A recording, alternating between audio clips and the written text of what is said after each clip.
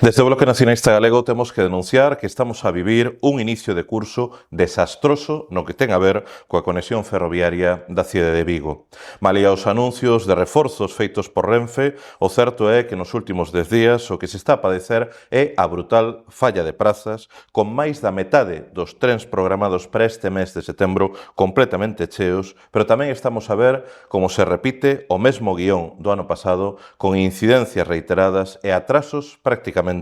todos os días. Hoxe mesmo o primeiro tren das 6:15 da mañá partía con case 30 minutos de atraso, provocando un evidente e importante prexuízo para as persoas usuarias.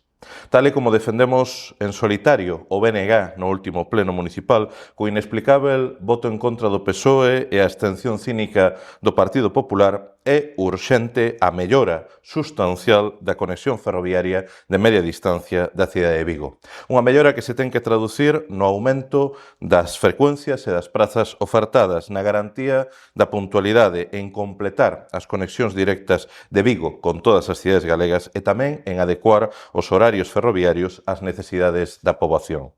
É claro que a actual oferta ferroviaria non está á altura da demanda da maior cidade de Galiza e resulta inexplicável que no ano 2024 sigamos carecendo dunha conexión directa con Ferrol ou que o tren a Lugo tarde máis do que dura o traxecto a Madrid. E é absolutamente imprescindível, e queremos suliñalo, recuperarmos os 6 servizos ferroviarios que existían antes da pandemia con Pontevedra dende a estación de Guixar e que continúan suprimidos.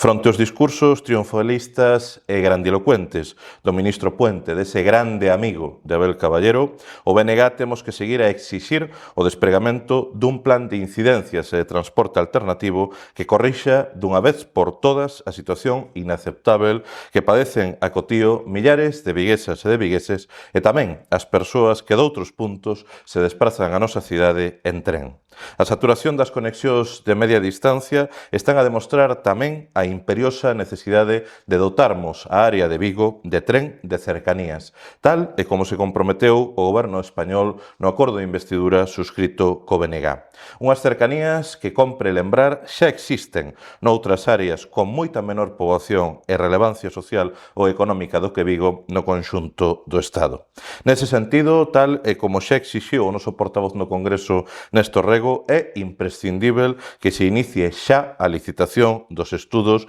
que permitan que o servizo de cercanías para a área de Vigo sexa realidade canto antes. Vigo quere e merece moito máis e mellor tren. E o BNG imos seguir a dar a batalla para mellorar a conexión ferroviaria de Vigo e do conxunto de Galiza.